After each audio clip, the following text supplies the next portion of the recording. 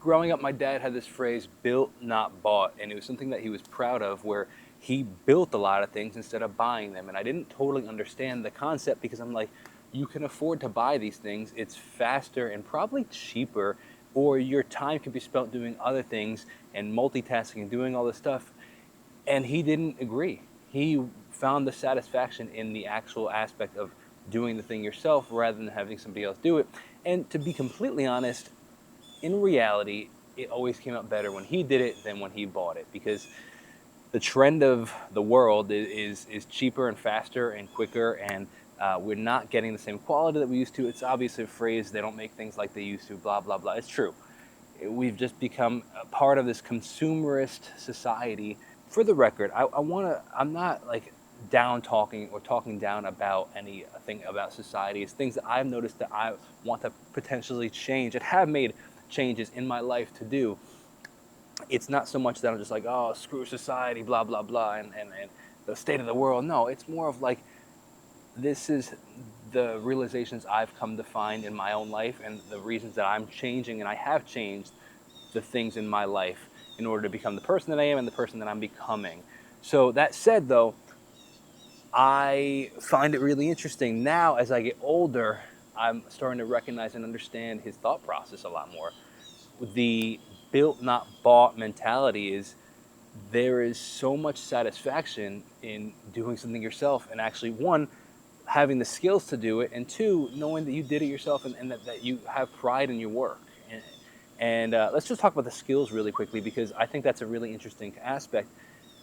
Skills compound and buying things does not, in the sense that you learn how to cook once, you know how to cook forever. You don't have to, as opposed to just continually forever buying meals. You learn how to change your brakes, you now forever know how to change brakes. You know how to change your oil, you now forever know how to change oil. And it's funny because I never understood it growing up. My dad would change the oil on his truck and change his own tires, or change his brakes, or build this thing, this ramp that he could use to put things in his truck, instead of, I'm like, Dad, you could just go to, like, wherever, like, and buy that stuff, or you could just take it to the shop. And he's like, no, but I want to do it. And it's funny, I'm now finding myself wanting to do the same things. And in fact, we're celebrating my son's birthday soon, and he has a birthday in the fall, and my wife wanted to rent like a beer truck and like have one of those cool beer trucks come with the taps and everything. But one, they're crazy expensive, and two, they're really ugly. And I was like, why don't we just build one? Who am I that I'm now saying something like, people keep telling me more and more I'm looking like my dad as I get older. I feel like I'm sounding more and more like him with the phrases and the things that I'm saying, which I'm proud of. But it's funny to see, because I have a million things going on, just as he always did. But the fact that I want to build one, it just kind of goes in line with it. One, you could reuse it. Two, it's going to be great quality. Three, you're going to be proud of it. Four, you have control over it. And there's just such satisfaction. It's so funny. I'm finding it more and more as I get older. Like, my AC unit broke, the capacitor broke last year. I, you know, I used ChatGPT and YouTube, and called a couple people and got some opinions. And just side note, deviate with ChatGPT real quick. Like, again, the whole modern primitive concept, which is what we do with this channel, is living with these primitive, capable, toughness of mentality in the modern world. I'm filming on a very fancy camera right now. Like, I'm using microphones. I use ChatGPT all the time, but to help facilitate a lifestyle that I want, and not just always leaning towards convenience. So I'm using these things while also attaining the goal and the lifestyle that I'm trying to achieve.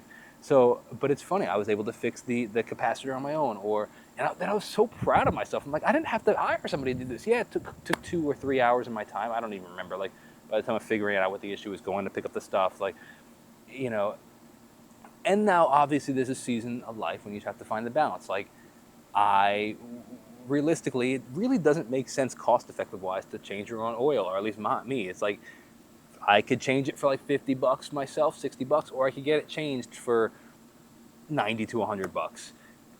we're at the same rate of me now driving to the auto place to pick up the stuff, to then come home, to sit in traffic. That's 45 minutes of my time. Then getting it on the lift. Then and it takes 3 hours of my time for $100. Like, my hourly rate that I charge is more than what that would cost.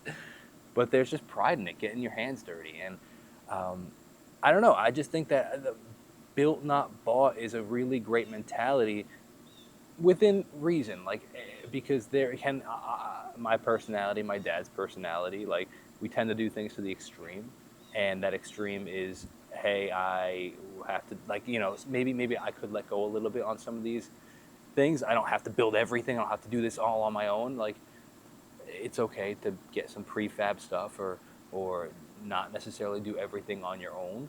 But that concept is something that I've been thinking about a lot lately, and I think that society is missing out on, just because I just think that we don't have the satisfaction of hard work anymore, and I think that that is something that I've been finding, whether it be going to the gym and putting in the things that suck in the moment are often some of the best experiences after the fact. Like freezing in the cold, like in the winter, whether you get a deer or not hunting, freezing in the cold is later you're telling all your friends about that. You're not telling your friends about the time where it was 65 degrees and cool and, had a nice breeze. And you don't tell them. Yeah, yeah. Or if you do, it's like a really offhand quick comment. You tell them about the time it was freezing and this and that. There's satisfaction in that. There's satisfaction in, even as dumb as like cutting the lawn on a 105-degree day. Like, you'll tell it, like, when you're finished, you're sweaty and dirty, and it's not a big deal cutting the lawn, but like there was satisfaction because it was a little uncomfortable. And I think that we are missing uncomfortability in life. And I think that if you get anything from this video, that I want to encourage you to embrace some sort of uncomfortability and do the hard things. And maybe it isn't the most cost effective, maybe it isn't the most time efficient, but that's not everything. And there is something about satisfaction of life outside of those things.